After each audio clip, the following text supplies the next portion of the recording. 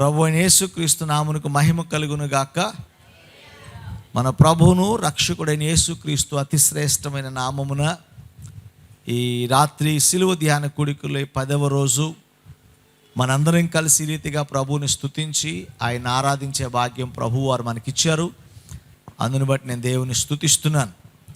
దేవదేవుడు కనికర సంపన్నుడు, కృపాసత్య సంపూర్ణుడు, మన ఆశ్రయ దుర్గమైన దేవుడు, మనల్ని ఆదుకునే మన ప్రభు, మనల్ని ప్రేమించే మన దేవుడు మనతో ఉన్నందుకై మనం ఎల్లప్పుడూ సంతోషించి ఆనందించి ఉత్సహించే వారిగా ఉండాలని ఈ సమయంలో ప్రభు పేరట నేను మీకు జ్ఞాపకం చేస్తున్నాను.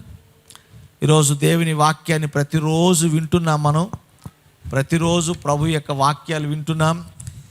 వినివారిగా ఉండి మాత్రమే ప్రయోజనం లేదు, కానీ వాక్యాన్ని విని దాని ప్రకారం నడుచుకోవడానికి తీర్మానం చేసుకోగలిగితే అప్పుడు మన జీవితాలకి ఈ కూడిక ఒక ఆశీర్వాదకరంగా మారుతుంది, లేకపోతే ఒక ఆచారంగా మిగిలిపోతుంది. కనుక ఈ కూడిక మనకు ఒక ఆచారం కాకుండా మన ఆధ్యాత్మిక జీవితాన్ని వెలిగించే ఒక జ్యోతిగా మనం ఆలోచన చేయగలిగితే ఈ కూడిక ద్వారా దేవుని నామం మహింపరచబడుతుంది, ప్రభు నామం ఘనపరచబడుతుంది. నమ్మిన వారు దేవునికి స్తోత్రం చెల్లిద్దాం. ఒకసారి హల్లెలూయా. దేవుని వాక్య ధ్యానంలోకి వెళదాం. దేవుని యొక్క వాక్యంలో సిలువ, క్రీస్తు ప్రభువు సిలువలో మన కొరకు మరణించాడు.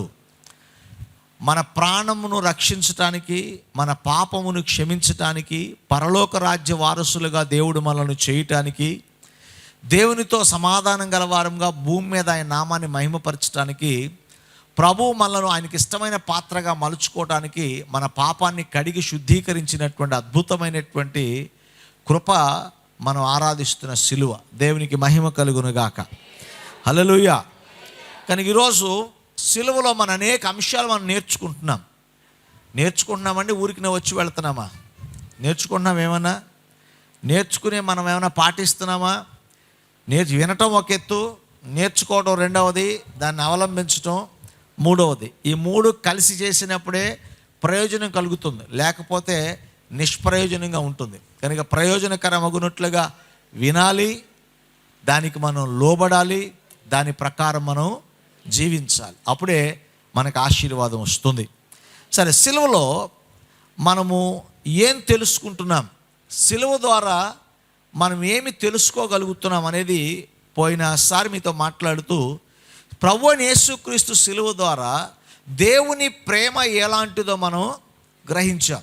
అలాగే ఈరోజు సిలువ ధ్యానం చేస్తున్న మన జీవితాల్లో ప్రార్థన ఎలా చేయాలో సిలువ మనకు నేర్పిస్తుంది. దేవునికి స్తోత్రం కలుగునుగా.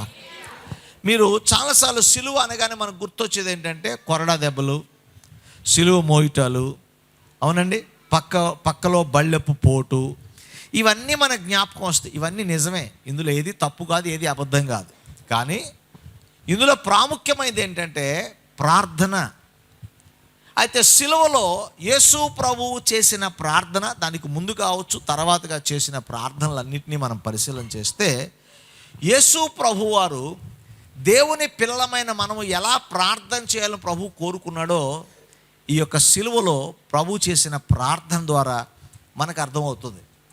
యేసు ప్రభు ప్రార్థన చేసినటువంటి ప్రార్థన మనం జ్ఞాపకం చేసుకుంటే మత్తయి సువార్త 6వ అధ్యాయం 9వ వాక్యాన్ని మనం చూస్తే, కాబట్టి మీరు ఇలాగూ ప్రార్థన చేయుడి, పరలోకమందున్న మా తండ్రి, నీ నామము పరిశుద్ధపరచబడును గాక. చాలండి. ప్రభువైన యేసుక్రీస్తు చెప్పినటువంటి మాట ఏంటంటే, మీరు ఇలాగూ ప్రార్థన చేయండి. ఎలా ప్రార్థన చేయాలి? పరలోకమందున్న మా తండ్రి అన్నాడు. యేసు ప్రభు చెప్పింది ఏది కూడా ఆయన చేయకుండా చెప్పలేదు, ఆయన చెయ్యంది ఆయన బోధించలేదు. యేసు ప్రభు ప్రార్థన ఎవరు చేస్తారు? అవసరతలో ఉన్నవారు ప్రార్థన చేస్తారు. ప్రార్థన ఎవరు చేస్తారు? ప్రభువుతో మాట్లాడాలనుకున్న వాళ్ళు ప్రార్థన చేస్తారు. ప్రార్థన ఎవరు చేస్తారు? మన అక్కర మన పరిస్థితులు చేదాటిపోతున్నప్పుడు, దేవుని హస్తాన్ని కోరుకున్నప్పుడు ప్రార్థన చేస్తాం మనం. ప్రభువైన యేసుక్రీస్తు వారు సిలువలో వేలాడుతూ ఆయన ప్రార్థన చేసే సమయం వచ్చినప్పుడు ఆయన ఏదైతే నేర్పించాడో అదే ప్రార్థన యేసు ప్రభు చేశాడు. ఆయన చేసిన ప్రార్థన ఏంటి? తండ్రి, ఏమని ప్రార్థన చేశాడు? తండ్రి, వీరేమి చేయుచున్నారో వీరు ఎరుగురు గనుక వీరిని క్షమించండి అనేది సిలువలో యేసు ప్రభు వారు చేసిన మొదటి ప్రార్థన, మొదటి పలుకు ఏంటి? తండ్రి, వీరేమి చేయుచున్నారు, వీరెరుగరు కనుక వీరిని క్షమించమని ప్రార్థన చేస్తున్నాడు. అంటే యేసు ప్రభు ప్రార్థనలో మనం చూస్తే ఆయన ప్రార్థన నేర్పించినప్పుడు ఏమని ప్రార్థన చేశాడు? తండ్రి అని ప్రార్థన చేయమని చెప్పాడు. అవునండి, అదే ప్రార్థన యేసు ప్రభు శిలువ మీద ఏమని ప్రార్థన చేశాడు? తండ్రి, వీరేమి చేయుచున్నారు, వీరెరుగరు కనుక వీరిని క్షమించమన్నాడు. అలాగే యేసు ప్రభు తను చేసిన పనంతని ముగించిన తర్వాత ఆయన ఒక మాట అన్నాడు, తండ్రి, నీ చేతికి నా ఆత్మను అప్పగించుకొనుచున్నాను అన్నాడు. కనుక ఈ ప్రార్థనలన్నీ కనుక మనం చూసినట్లయితే Jesus is teaching on the cross that we should pray a prayer with relationship with God. దేవునితో సంబంధము, సహవాసము కలవారిగా ప్రార్థించాలని సిలువ మనకి బోధిస్తుంది. యేసు ప్రభు ప్రార్థనా జీవితం మనకి బోధిస్తుంది. ఈరోజు ప్రార్థన చేసే మనందరం కూడా, రోజు ప్రార్థనలో కనిపెట్టే మనందరం కూడా, మన ప్రార్థనలకు ఎందుకు జవాబు రావడం లేదు, మన ప్రార్థనలకు ఎందుకు ప్రతిఫలం రావడం లేదు, మనం ఆశించిన రీతిగా మన ప్రార్థన ఎందుకు జవాబు ఎందుకో పొందుకోలేకపోతున్నామంటే మనకి దేవునికి సరి అయిన సంబంధము.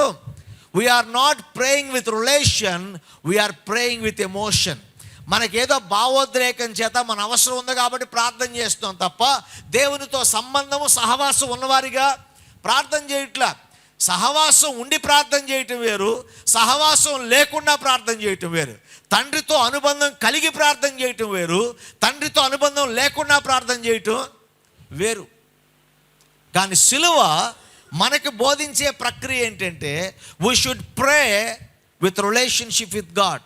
దేవునితో సహవాసాన్ని కలిగిన వారిగా మనం ప్రార్థన చేయాలని ఈ సమయంలో ప్రభు పేరిట నేను మీకు జ్ఞాపకం చేస్తున్నాను. ఈ రోజుల్లో ప్రార్థన అనేది ఎలా అయిపోయింది తెలుసా? ఒక ఏమంటుందని ఆచారం అంటారా, లేకపోతే ఒక కార్యక్రమం కదా. అందుకే ఒక భక్తుడు ఉన్నాడు, Christianity is not built on ceremonials but it is built on communion with God. అంటే క్రైస్తవ్యం అనేది, భక్తి జీవితం అనేది ఏదో ఒక కార్యక్రమాల ద్వారా, ఆచారాల ద్వారా ప్రారంభించబడినటువంటి ప్రక్రియ కాదు. దేవునితో మమేకమయ్యి, దేవునితో ఏకమయ్యేటటువంటి అనుభవం కొరకు ఎదురు చూసినటువంటి జీవితాలుగా ఉండేదే క్రైస్తవ్యం. సంగమం అనే మాట ఎప్పుడైనా విన్నారా మీరు? సంగమం అనే మాట అంటే దేవునితో మనము ఐక్యపరచబడాలి, అంటే విడదీయరాని పెనవేసుకునే బంధం మనం కలిగిన వారిగా ఉండాలి. అదే సంబంధం. కనబడిన ప్రతివాడికి హాయ్ అంటాం. హాయ్ అన్న ప్రతివాడు మన బంధువు కాదు, లేకపోతే మనకు అనుబంధం ఉందని కాదు. మనతో అనుబంధం ఉన్నవాడు, మనతో వాళ్ళకి పెనవేసుకుని అనుబంధం ఉన్నవాడు హాయ్ అని చెప్పి వెళ్ళిపోవడం. వాళ్ళ కోసం ఆగుతాం, వారి కోసం మాట్లాడుతాం, వారితో ముచ్చటిస్తాం, వారి యోగక్షేమాలు తెలుసుకుంటాం. కనుక భక్తి జీవితంలో కూడా మనం కేవలం పలకరించి వెళ్ళిపోయేటటువంటి ఎరుగని వారంగా ఉండకూడదు. కానీ ప్రార్థించే మనకి దేవునితో సహవాసము, దేవునితో స్నేహము, దేవునితో సంబంధము కలవారిగా మనం ప్రార్థన చేయాలి. దేవునికి స్తోత్రం కలుగునుగా. కనుక Jesus is teaching from the cross and even before the cross that we should pray having relationship with God. దేవునితో మనకి సంబంధం, సహవాసం కలిగి ఉన్నవారిగా ప్రార్థన చేయాలని ప్రభు మనకి తెలియచేస్తున్నాడు. దేవునికి స్తోత్రం కలుగునుగాక. హల్లెలూయా. చాలాసార్లు మనం సంబంధం లేకుండా ప్రార్థన చేస్తాం. సంబంధం లేకుండా ప్రార్థన చేస్తే ఏమవుద్ది? సంబంధం లేకుండా ప్రార్థన చేస్తే ఏమవుద్దండి అంటే మనం సంబంధం లేకుండా మాట్లాడుకుంటే ఏమవుద్దో అదే అవుతుంది కదా. మీకు నాకు ఏ సంబంధం లేదు, మీకు నాకు ఏ బంధుత్వం లేదు, మీకు నాకు ఏ అనుబంధం లేదు. నేనేం చెప్పినా ఏం వినరు, నేనేం మాట్లాడినా మీరు పట్టించుకోరు, మీరేం చెప్పినా నాకు అర్థం కాదు, మీ బాధ నాకు అర్థం కాదు, మీ సంతోషం నాకు అర్థం కాదు. మీ బాధలో నేను పాలు పంచుకోలేను, మీ సంతోషంలో నేను పాలు పంచుకో. ఎందుకంటే మీకేం జరిగితే నాకెందుకు, మీకు లాటరీ తగిలితే నాకెందుకు, ఉద్యోగం వస్తే నాకెందుకు, వ్యాపారంలో విజయం వస్తే నాకెందుకు, పెళ్ళైతే నాకెందుకు, పిల్లలు పుడితే నాకెందుకు. మనలో అనుబంధం లేనంత వరకు నీ యోగక్షేమాల గురించిన సంతోషం కానీ, నీ బాధను గురించినటువంటి పట్టింపు కానీ అనుబంధం లేని వ్యక్తుల మధ్య ఉండదు.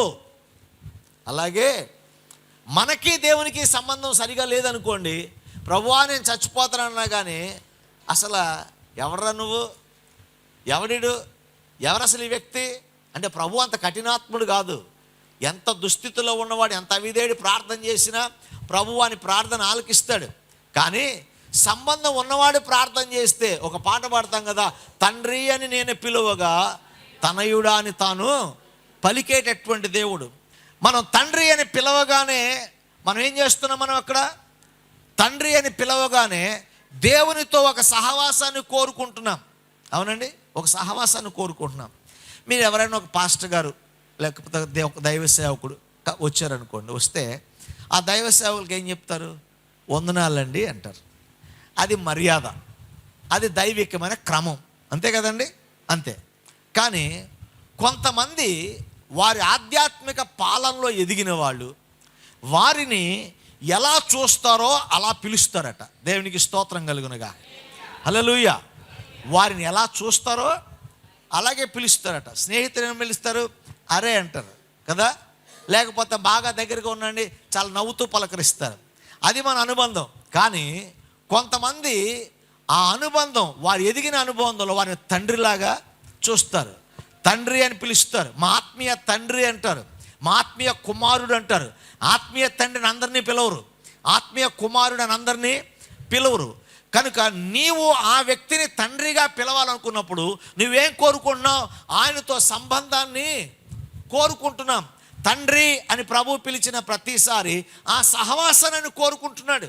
కనుక నీవు ఎలాగ సంబంధాన్ని కోరుకుంటావో ఆ సంబంధమే నీకు ఏర్పడుతుంది. కనుక నీ ఆత్మీయ తండ్రిని తండ్రిగా చూడాలనుకున్నావా, స్నేహితుడిగా చూడాలనుకున్నావా, సహోదరునిగా చూడాలనుకున్నావా, నువ్వు ఎలా చూడాలనుకున్నావు, ఏ సంబంధాన్ని నువ్వు కోరుకున్నావో ఆ సంబంధం మాత్రమే మనకు దొరుకుతుంది. అందుకే ప్రభువైన యేసుక్రీస్తు ఆయన ఏం చెప్తున్నాడు? మనం ఆరాధించే దేవుణ్ణి మనం ఎలాంటి సంబంధం కలిగి ఉండాలి? ఒక తండ్రి కుమారునికి మధ్య, ఒక కుమార్తె తండ్రికి మధ్య ఉన్న సంబంధం కలిగిన వారిగా మనము ఉండాలి. ఆ రిలేషన్తో మనం ప్రార్థన చేస్తే, యేసు ప్రభు ఒక మాట చెప్పాడు, ఈ భూమి మీద ఉన్న తండ్రి అంట రొట్టెని అడిగితే రాయినిస్తాడా, కర్రను అడిగితే పామునిస్తాడా?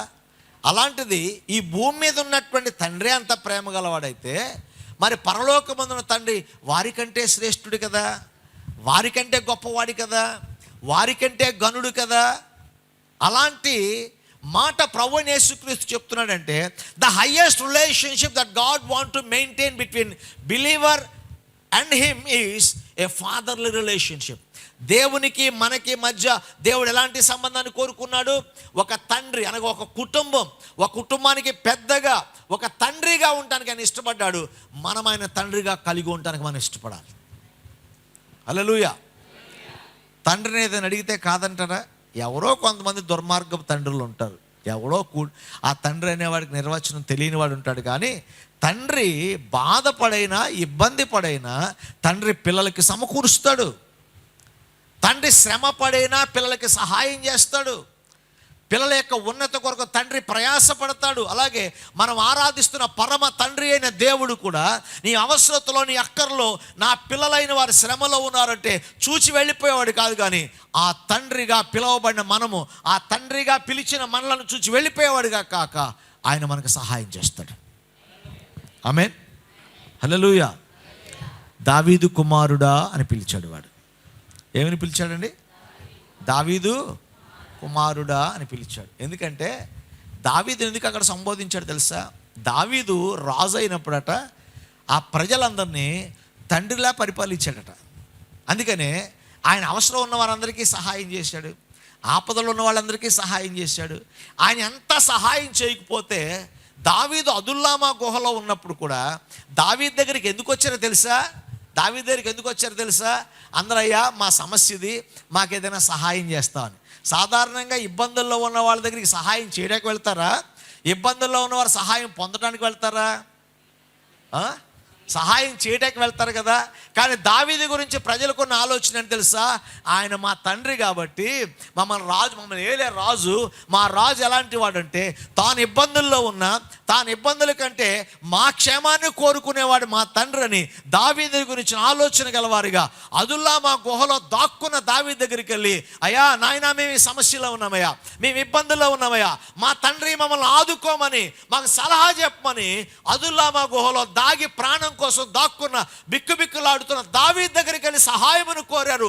తండ్రి దగ్గరికి వెళ్ళినట్లుగా కుమారులు వెళ్ళారు. అందుకే వీడు అంటున్నాడు, ఆ దావీదును జ్ఞాపకం చేసుకుంటూ, దావీదు కుమారుడా మమ్మలను జ్ఞాపకం చేసుకో, కరుణించు.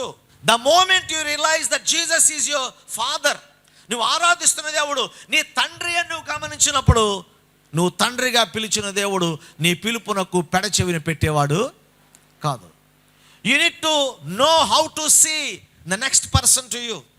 నీతో ఉన్న నీ వ్యక్తిని నువ్వు ఎలా చూడాలనుకుంటున్నావు? ఎవరైనా మీరు నా తండ్రి లాంటి వాళ్ళు అంటే గబుక్కున సడన్గా ఏదైనా గబుక్కున్న వాళ్ళ మీద తోలనాటాక మనకి ఇష్టం ఉండదు. ఆ పేరుకి, ఆ పదానికి, ఆ బాధ్యతకి ఎనలేని గౌరవం మనం పొందినట్టుగా అనిపిస్తుంది.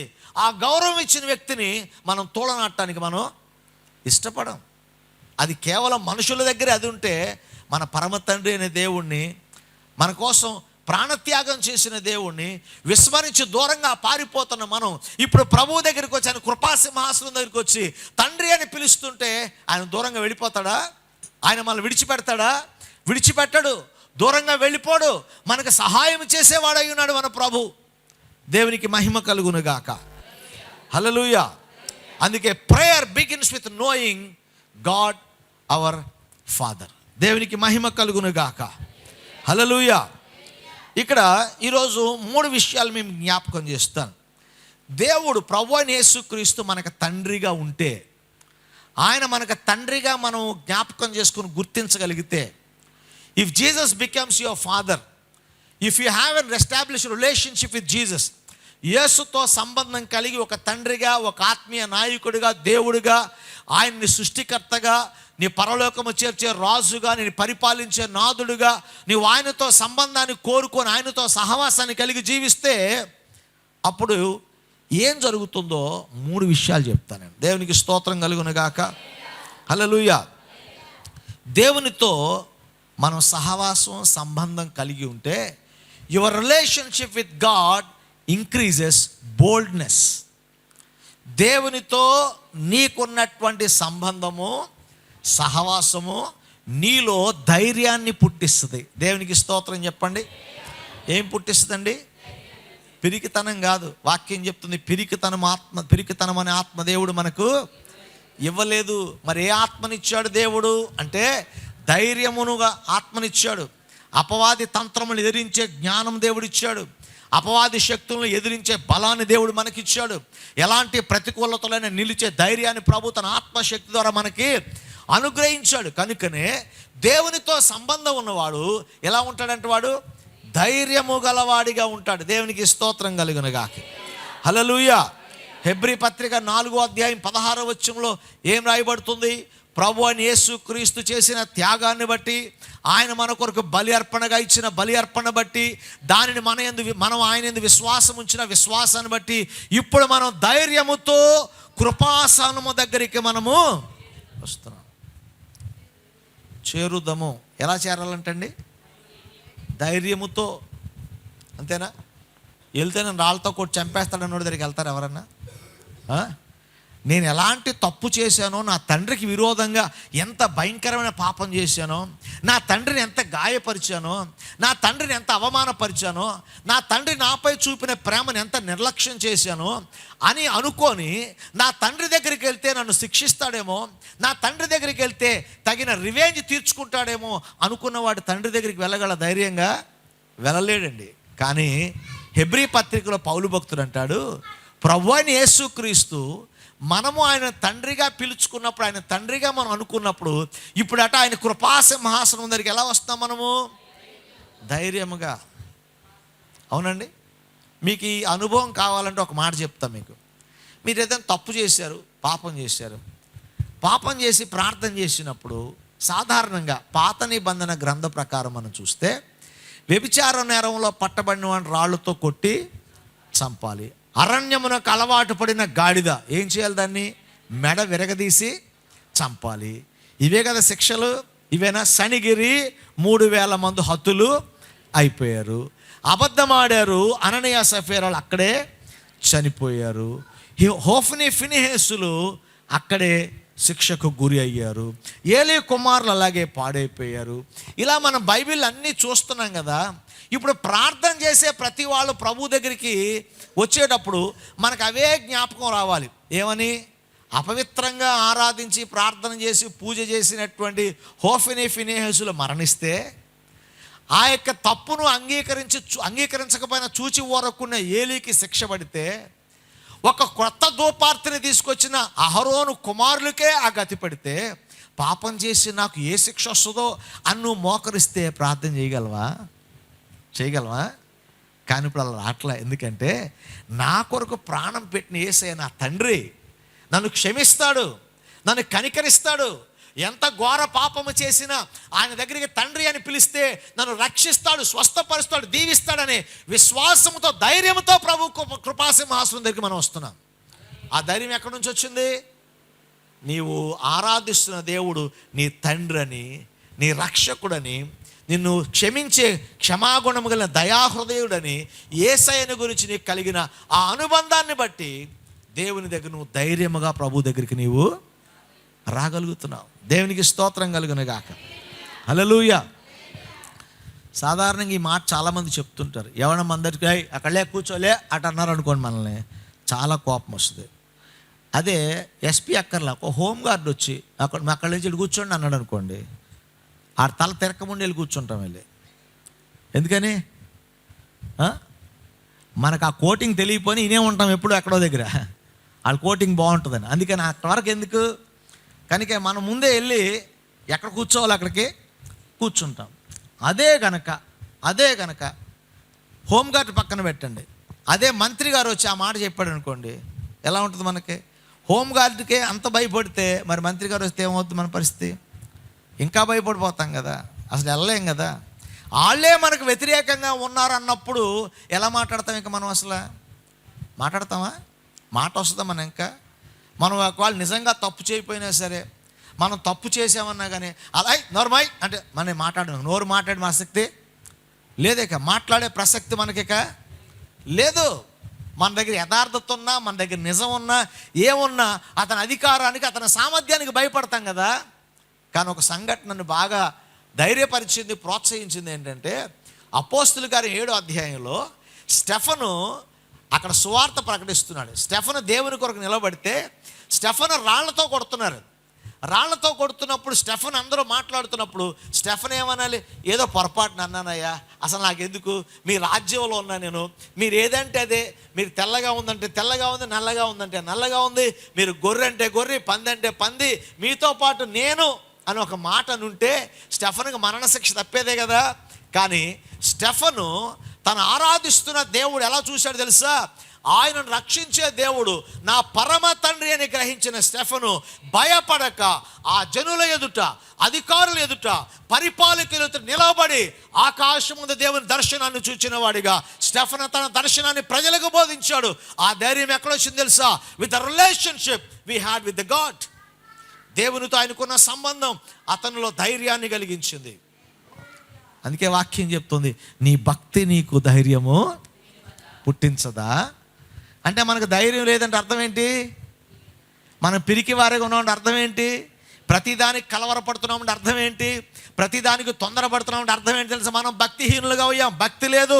బైబిల్ చెప్తుంది, మీ భక్తి నీకు ధైర్యము అదే ఉందా? లేకపోతే మీ అమ్మగారి భక్తి నీకు ధైర్యం పుట్టించదని ఉందా? మీ నాన్నగారి భక్తి నీకు ధైర్యం పుట్టించదని ఉందా? మీ అన్నయ్య భక్తి నీకు ధైర్యం పుట్టించదా? మీ పాస్టర్ గారి అలా అనలేదండి. నీ భక్తి నీకు ధైర్యము పుట్టించదా? మేము రోజు గుడికి వెళ్తున్నామండి, పాస్టర్ గారితో రోజు ప్రార్థన చేయించుకున్నామండి, కొబ్బరి నీళ్ళు చేసి అయిపోతుందండి, అయినా మాకు వణుకు ఆగట్లేదండి, అయినా మాకు పిరికితనం పోవట్లేదండి, అయినా విశ్వాసం పోవట్లేదండి. ఎందుకు పోద్దండి? ఎందుకంటే నీకు దేవునికి సంబంధం లేదండి, నీకు దేవునికి సహవాసం లేదు. ఆ సహవాసం నీకుంటే స్టెఫను ఎవరికి భయపడక ఎదురాడి నిలవబడిన స్టెఫను వలె ధైర్యముగా నువ్వు నిలబడగలుగుతావు. దేవునితో అనుబంధం కలవాడు ధైర్యంగా ఉంటాడు. ఎందుకంటే మన ధైర్యాన్ని చెడగొట్టే పరిస్థితులు చాలా వస్తాయండి. చక్కగా అన్యోన్యంగానే దంపతులు సడన్గా ఒక్కరోజులో పరిస్థితులు మారిపోతాయి. భార్యాభర్తల మధ్య సంబంధాలు పెద్ద గోడ కట్టినట్టుగా అయిపోతాయి. మళ్ళా కలవగలవ అనుకునే పరిస్థితులు వచ్చేస్తుంటాయి. అలాంటి పరిస్థితుల్లో కొంతమంది నిరాశకు లోనవుతారు, నిస్పృహ లోనవుతారు, మరణాపేక్ష గలవారిగా ఉంటారు. కానీ ప్రభు ఎవరో తెలిస్తే నీ దీనస్థితి ఎలా ఉన్నా, నీ భార్య భర్తల మధ్య సంబంధం ఎలాంటి గోడ కట్టినదిగా మిగిలిపోయినా నా ప్రభు చెప్తున్నాడు, వారి మధ్య అంతరాన్ని తొలగించి వారిని ఏకం చేసి మరలా సమాధాన పరచగల దేవుడు నాకున్నాడనే ధైర్యం నీలో ఉంటే మనకొచ్చిన కలవరాలకు మనం జడియకుండా దేవుని సన్నిధిలో ముందుకు సాగగలుగుతాం. సమస్యలు రాక మానవండి, అపార్థాలు రాక మానవు, తిట్టుకోక మానరు, సమస్యలు రాక మాను. కానీ సాతాను మనలో అనుమానం కలుగజేసి అనుమానం మనలో బంధాన్ని తెగ్గొట్టేసేదిగా ఉంటుంది. కానీ నువ్వు ఆరాధిస్తున్న దేవుడు ఎవరో తెలుసా? నిన్ను కుటుంబంగా కట్టిన దేవుడు, నువ్వు కుటుంబంగా ఉండాలని కోరుకున్న దేవుడు, నీలో ఒక తరాన్ని చూసిన దేవుడు. ఆయన విడిపోవటం దేవునికి ఇష్టం కాదండి, నువ్వు వేర్పాటవడం దేవునికి ఇష్టం కాదు. నీ పరిస్థితుల్లో బలహీనుడివైతే నువ్వు మోసపుచ్చబడతావు. కానీ నీ పరిస్థితులు ప్రతికూలతలో ఉన్నప్పుడు నువ్వు ధైర్యంగా నిలవబడాలంటే నీకు భక్తి కావాలి. ఏం కావాలండి? ప్రతికూలతలు వచ్చినాయా కుటుంబాల్లో, సమస్యలు వచ్చినాయా కుటుంబాల్లో, ఏం చేయాలి? మనం భక్తిని పెంచుకోవాలి. సమస్యను కాదు, సమస్యను పెంచుకోవద్దు, భక్తిని పెంచుకోండి. భక్తిని పెంచుకుంటే సమస్యలు తగ్గుతాయి. తక్కెళ్ళలో ఇటే బరువు పెడితే ఇటే బరువు లెగిసిపోద్ది, ఇటే బరువు పెడితే ఇటే తక్కిడ లెగిసిపోద్ది, అవునా కదా? కనుక మనకి సమస్యలు మన తక్కిళ్ళలో పడి అనుకోండి, ఇటే మనం వేయాలి. ఏమేయాలి? అగ్నికి ఆజ్యం పోసి ఇంకో సమస్య పెట్టాలా? కాదండి, ఇటే భక్తిని వేయాలి, ఇటే విశ్వాసాన్ని వేయాలి, ప్రార్థన వేయాలి. అప్పుడు ఈ భక్తి నీకు ధైర్యాన్ని పుట్టిస్తుంది, సమస్యని కిందకి నెట్టేస్తుంది, నిన్ను పైకి లేవనెత్తుతుంది. ఆమేన్. కానీ కుటుంబ జీవితం, ఉద్యోగ జీవితం, వ్యాపార జీవితం, భక్తి జీవితం, సేవా జీవితం, దేనిలో అయినా సరే నీ భక్తి మాత్రమే నీకు ధైర్యం పుట్టిస్తుంది. దేవునితో మనకున్నటువంటి సంబంధం మనకు ధైర్యాన్ని పుట్టిస్తుందండి. మీరు అపోస్తుల కార్యగ్రంథాలు చదివితే అందులో శిష్యులు కనపడతారు. మనకి కనపడ్డరా? అంటే మత్తయి సువార్తలో కూడా కనపడతారు. మత్తయి సువార్తలో కనపడిన శిష్యులకి, అపోస్తుల కార్యములో కనబడిన శిష్యులకి తేడా ఏంటో చెప్పగలరా అని అడిగితే, మత్తయి సువార్తలో ఉన్నవారు చేపలు పట్టుకునేవాళ్ళు, మత్తయి సువార్తలో ఉన్నవారు పామరులు, మత్తయి సువార్తలో ఉన్నవారు అజ్ఞానులు, మత్తయి సువార్తలో ఉన్నవారు వెంబడించేవాళ్ళు, మత్తయి సువార్తలో ఉన్నవాళ్ళు అమాయకులు. కానీ అపోస్తుల కార్యం దగ్గరికి వచ్చేటప్పటికి ఈ మత్తయి సువార్తలో ఉన్నటువంటి శిష్యులు కాదు వీళ్ళంతా. ఎవరు తెలుసా? ఇప్పుడు వాక్యమును బోధించే జ్ఞానం గలవాళ్ళు, ఏ పరిస్థితి కానీ ఎదురు ఆడగలిగి నిలవబడగలిగినటువంటి వారు, రాజులు సైతం వాళ్ళ గురించి భూమిని తలక్రిందులు చేయవారు ఎక్కడకును. ఎవరండి వీళ్ళంతా? పిరికోళ్లే కదా, శిష్యులు కాదు, పిరికోళ్ళు, అమాయకులు, పామర్లు, వెర్రివారు. నేను చెప్పట్లే, వారి జీవితం వారి అనుభవాలు చెప్తుంది, అవునా? స్థిరం లేని వాళ్ళు, మాట మీద నిలకడ లేని వాళ్ళు, ఎందుకు వెంబడిస్తున్నాడో తెలియని వాళ్ళు. కానీ యేసు ప్రభువుతో వారికి అనుబంధం మేడగదిలో కలిగినప్పుడు, దేవుని ఆత్మ వారి మీద కుమ్మరించబడినప్పుడు, ఆయన వాగ్దానాన్ని స్వతంత్రించుకున్నప్పుడు వాళ్ళు ఎలా మారారు తెలుసా? వాక్యమును ప్రవచన గ్రంథాలను విశ్లేషించే బోధకులుగా మారారు, రాజులకు సువార్త చెప్పే సామర్థ్యం గలవారిగా మారారు. ఇవాళ చాలా మేము పామరులం అండి, మేము పాస్టర్లం ఏంటండి సువార్త చెప్పడానికి, మేము పాటగాళ్ళం ఏంటండి పాట పాడటానికి, మేము ఎక్కడ నిలబడతామండి, మీకులాగా మేమన్నా బైబిల్ ట్రైనింగ్ అయ్యామా, మేము అమెరికా వెళ్ళామా, ఇంగ్లాండ్ వెళ్ళామా, పేతురు అమెరికా వెళ్ళా, ఇంగ్లాండ్ వెళ్ళా, యోహాన్ అమెరికా వెళ్ళా, ఇంగ్లాండ్ వెళ్ళా, ఎక్కడికి వెళ్ళా వాళ్ళు ఉన్న చోటే మేడగదిలో మోకరించి ప్రార్థన చేశారు, దేవుని అభిషేకం పొందుకున్నారు, దేవునితో అనుబంధం కలిగి ఉన్నారు, భూమిని తలక్రిందులుగా చేసేటటువంటి అపోస్తులుగా దేవుని శక్తి ద్వారా మార్చబడ్డారు వాళ్ళు. రెండవదిగా మనం చూసినట్లయితే, when you pray a prayer with relationship you change your perspective. నీవు దేవునితో సంబంధము కలిగి ప్రార్థన చేస్తే ఆ ప్రార్థన నీ దృక్పథాన్ని మారుస్తుందట. ఏంటండి నీ దృక్పథము? చెప్పండి ఈ మాట ఒకసారి. అంటే నీ ఉద్దేశము దేని మీదండి?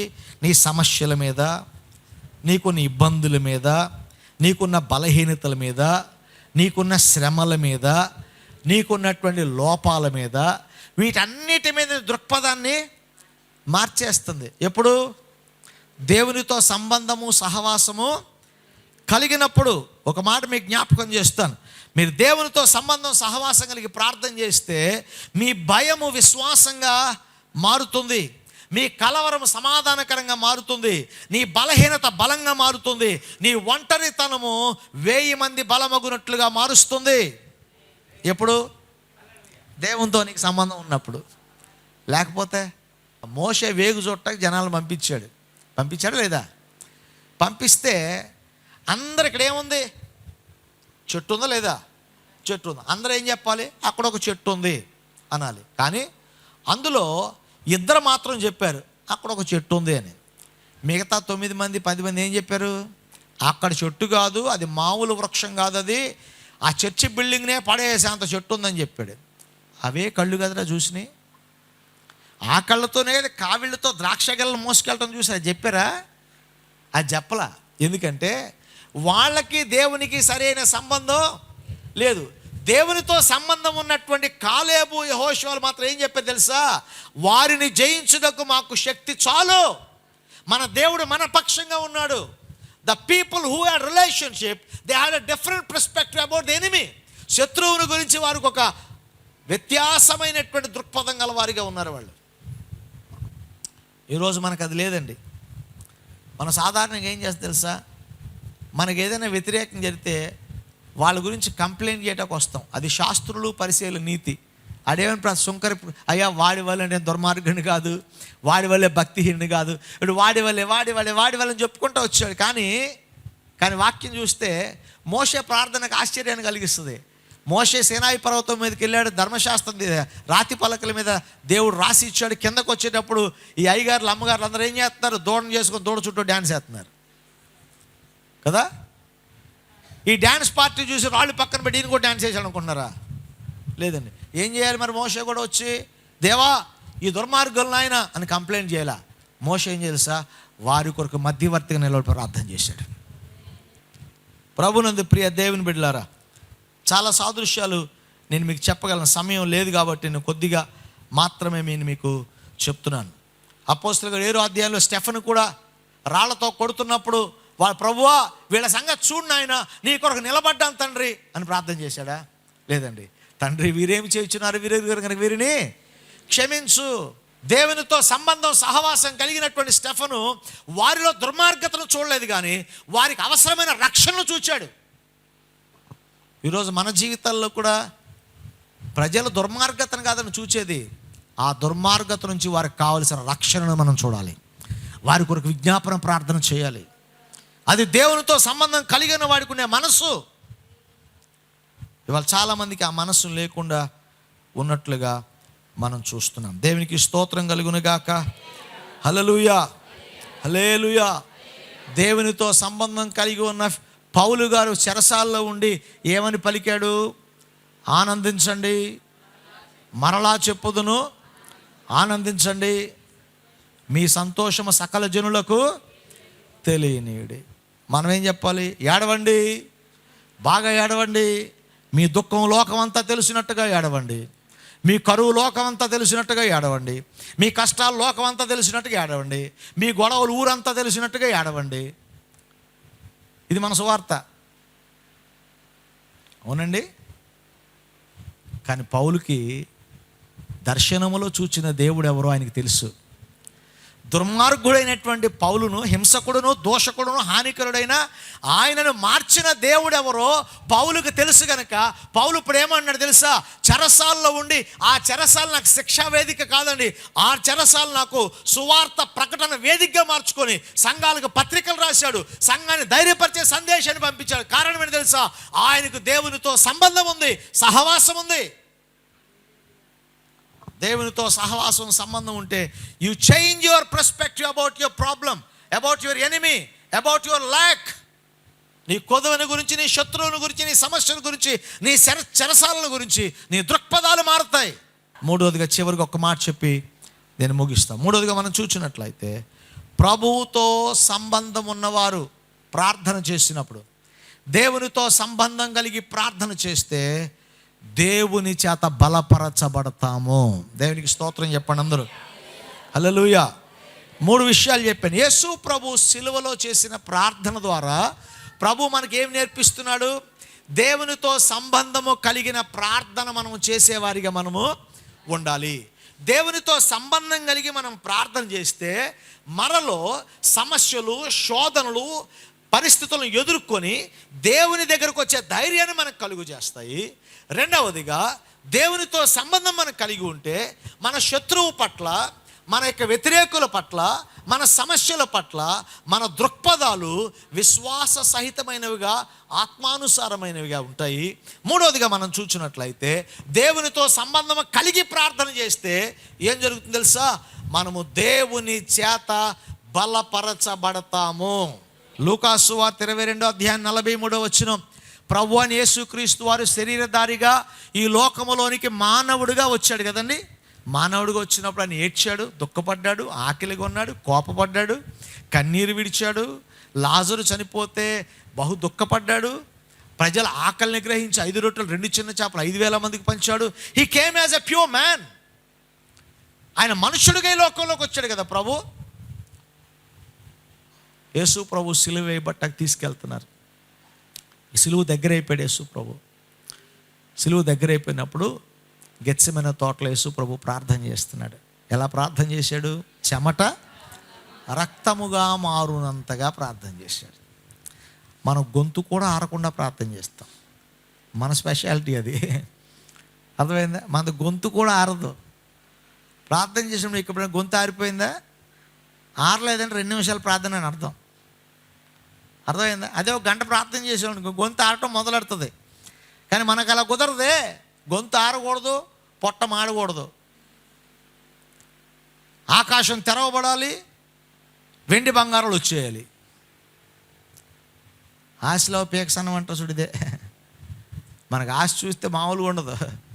పరలోకం తెరవబడాలి, వెండి రావాలి, బంగారం రావాలి, ఉద్యోగం రావాలి, వ్యాపారం రావాలి, పిల్లలు పుట్టాలి, అది కావాలి, ఇది కావాలి, ఇల్లు కట్టాలి, ఆస్తి రావాలి, కారు కావాలి. మామూలు కోరికలు ఉన్నవన్నీ కూడా ఎన్సైక్లోపీడియాలో ఉన్న పేర్లన్నీ ఉంటాయి మన ప్రార్థనలో. కానీ మన గొంతు ఆరదు. యేసయ్య ప్రార్థన చేస్తే గొంతు ఆరిపోవటం కాదనేది, శరీరంలో నీరు లేక చెమట రక్తంగా మారిపోయిందట. ఎంత ప్రార్థన చేసి ఉంటాడు! అంత ప్రార్థన చేయడానికి ఎంత వేదన పడి ఉంటాడు! అంతగా ప్రార్థన చేయడానికి తన హృదయం ఎంత కలిసివేయబడి ఉంటుంది! ఎంత మానసిక క్షోభ అనిపించుంటాడు ప్రభు. అలాంటి ప్రార్థన చేసినటువంటి యేసయ్య బలహీనపడిపోయాడండి. బలహీనపడి అంటే తను భరించలేక కాదండి. యేసు ప్రభు ఎందుకు బలహీనపడ్డాడు, లేదా యేసు ప్రభు ఎందుకని అలాంటి ప్రార్థన చేశాడు తెలుసా? మరణాన్ని గురించి, కొరడా దెబ్బల గురించి భయపడి కాదు యేసు ప్రభు. పాపము ఆయన మీద మోపబడినప్పుడు దేవునితో కలిగే ఎడబాటును జ్ఞాపకం చేసుకొని, తండ్రి ఈ ఎడబాటు నాకు వద్దయ్యా, నీతో ఒక్క క్షణము కూడా నాకు ఎడబాటు నేను భరించలేనని తండ్రితో కలుగబోయే ఎడబాటును గుర్తించి, తండ్రి నీ చిత్తమైతే నీ పాత్ర నా నుంచి తొలగించు అని ప్రార్థన చేశాడు. చెమట రక్తముగా కారునంతగా యేసు ప్రభు ప్రార్థన చేశాడు. ప్రభునందు ప్రియ, అలాంటి స్థితిలో ఉన్నప్పుడు దేవునితో సంబంధం కలిగి ప్రార్థన చేస్తున్న యేసయ్య దగ్గరికి దూతలు వచ్చి యేసును బలపరిచాయి. దేవునికి స్తోత్రం చెప్పండి అందరూ. ఎవరు బలపరిచారండి? దూతలు వచ్చాయట. పరలోకం దిగి వచ్చింది, దేవుని సన్నిధి దిగి వచ్చింది.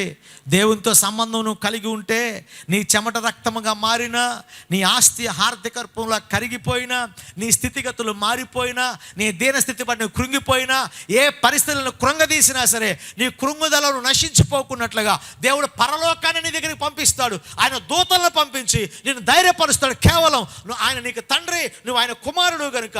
ఆయన కుమారులము కుమార్తెలమైన మనము దీనస్థితిలో ఉన్నప్పుడు మనల్ని చూచి దాటిపోయేవాడు కాదు, కానీ తన దూతలను పంపి, ఆయన సన్నిధిని పంపి మనల్ని ధైర్యపరిచి బలపరిచేవాడు మన ప్రభు అయినటువంటి యేసుక్రీస్తు. స్తోత్రం చెప్పండి ఇంకొద్ది గట్టిగా. హల్లెలూయా. ఒక్క సందర్భమే కాదండి. ఏలియా గారు ఎక్కడున్నారు? 400 మంది బయటపడి చంపిన తర్వాత ఒక్క ఆడావిడే చంపేస్తానంటే పంచి చదువుకొని పారిపోయాడు గారు కదా. ఆడవాళ్ళ పవర్ వేరండి, మామూలుగా ఉండదు పవర్. ఎక్కడో కిద్రోను వాగులో కూర్చొని ఉంటే కృంగిపోయి మరణాపేక్ష గలవాడిగా, అయ్యా నేను వాళ్ళకంటే గొప్పవాడినా, వీళ్ళకంటే గొప్పవాడినా అంటే మరణాపేక్ష గలవాడిగా ఉంటే ఏలియాను బలపరిచింది ఎవరు? దేవుడే కదా, దేవుని దూత కదా దేవుని ఏలియాను బలపరిచింది. ప్రభునందు ప్రియ దేవుని బిడ్డలారా, దానియేలు గ్రంథం 10వ అధ్యాయంలో చూస్తే దానియేలు రాజాజ్ఞకు కృంగిన వాడై ఉంటే, పరిస్థితులు ప్రతికూలంగా ఉంటే దేవునితో సహవాసం కలిగిన దానియేలుకు ప్రత్యక్షమై దేవుడు జ్ఞానం ఇచ్చి దానియేలుని బలపరిచిన దేవుడు కాదా? ఆ దేవుడు మన తండ్రి కాడా? ఆ తండ్రి మనల్ని బలపరచడా? ప్రభునందు ప్రియ దేవుని బిడ్డలారా, దేవునితో సంబంధం సహవాసం కలిగి వారిని దేవుడు బలపరుస్తాడు. చెప్పండి, దేవుడు ఏం చేస్తాడు? బలపరుస్తాడు. ఈరోజు నువ్వు ఏ స్థితిలో కృంగిపోయానో నాకు తెలియదు, ఏ స్థితిలో నువ్వు కృంగినావో నాకు తెలియదు, కానీ మన స్థితి కృంగుదల్లో ఉన్న ఆయనతో సహవాసం సంబంధం గలవాడిగా నువ్వు ప్రార్థన చేస్తే పరలోకాన్ని నీ కొరకు దింపుతాడు దేవుడు. ఆయన దూతలను పంపిస్తాడు నిన్ను బలపరచడానికి. ఆయన సన్నిధి నీ దగ్గరికి వచ్చి నేను బలపరుస్తాడు. కనుక ఈరోజు కలవరం వద్దండి, మనం ఒక్కటే, మన భక్తి మనల్ని కాపాడుతుంది, దేవునితో సంబంధం మనల్ని బలపరుస్తుంది. కనుక it is all time for us, it is now time for us to establish a strong relationship with God. దేవునితో అనుబంధం కలిగి ప్రార్థన చేద్దాం. సంబంధం లేని వాళ్ళుగా ప్రార్థన చేయొద్దండి, అనుబంధం గలవారిగా మనము ప్రార్థన చేద్దాం. దేవునికి స్తోత్రం కలుగును గాక. హల్లెలూయా, హల్లెలూయా. ప్రార్థన చేసుకుందాం. అందరూ ఒకసారి ప్రభు సన్నిధిలో సహాయాన్ని కోరదాం. ప్రభువా, నీతో నాకు సహవాసాన్ని పెంపొందించండి అయ్యా, మీతో అనుబంధాన్ని పెంపొందించండి ఆయన, నీతో సహవాసాన్ని పెంపొందించండి తండ్రి. అందరూ కూడా మోకరించగల వారు మోకరించి, నిలవబడగల వారు నిలవబడిన ఒకసారి 2 చేతులు పైకెత్తి, ప్రభువా మాకులో భక్తి పుట్టించును ఆయన, మాలో ప్రభు అవిశ్వాసాన్ని తొలగించయ్యా, లోకాశలు తొలగించయ్యా, శరీరేచ్ఛలు తొలగించయ్యా, పాపపు క్రియలు తొలగించయ్యా, పరిశుద్ధాత్మను మాకు అనుగ్రహించిన ఆయన. దేవా, నీతో సహవాసం సంబంధం గలవారిగా ఉంటుకు సహాయం చేయను ఆయన. సిలువలో మీరు మాకు నేర్పిన ప్రార్థన, నీతో సంబంధం కలిగి ప్రార్థన చేయమన్నావు తండ్రి. దేవా, మీతో అనుబంధం లేకుండా మేము చేసే ప్రార్థన ఒట్టి మాటలు అవుతాయి నాయన. నీతో సంబంధం కలిగి ప్రార్థన చేస్తే మాకు ధైర్యాన్ని పుట్టిస్తాయి, ఆదరణ కలిగిస్తాయి, బలాన్ని పుట్టిస్తాయి, సమస్యలో కృంగిపోకుండా మీ కొరకు నిలిచే శక్తిని ఇస్తాయి తండ్రి. మాతో మాట్లాడిన దేవా, నీతో సంబంధం మాకు దయచేయను ఆయన, నీతో సంబంధం మాకు దయచే తండ్రి, నీతో సహవాసాన్ని కోరుకునే కృప దయచేయను ఆయన. హల్లెలూయా, హల్లెలూయా, హల్లెలూయా. స్తోత్రం.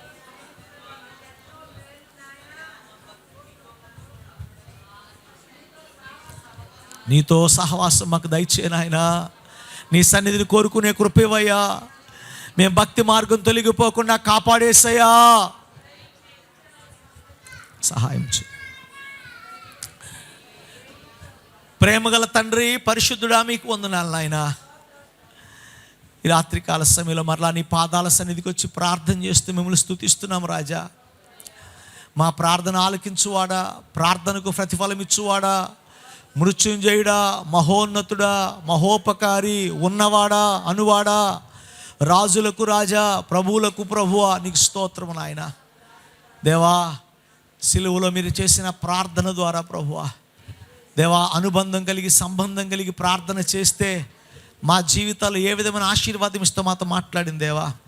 సంబంధం లేకుండా ప్రభువా, నిన్ను తండ్రిగా మేము అనుకోకుండా ప్రభువా వ్యర్థంగా ప్రార్థన చేస్తే మమ్మల్ని క్షమించండి దేవా. మాకు తండ్రివి నీవు తండ్రి, మేము నీ బిడలం ప్రభువా. మమ్మల్ని కనికరించి మాకు ధైర్యాన్ని, ఆదరణను, బలాన్ని దయచేసి నీ కృపలో వర్ధిల్లింపచేయండి. విన్న వాక్యం మా హృదయంలో భద్రపరుచుకున్న వాక్యానుకూలంగా జీవించే కృప ఇవ్వండి.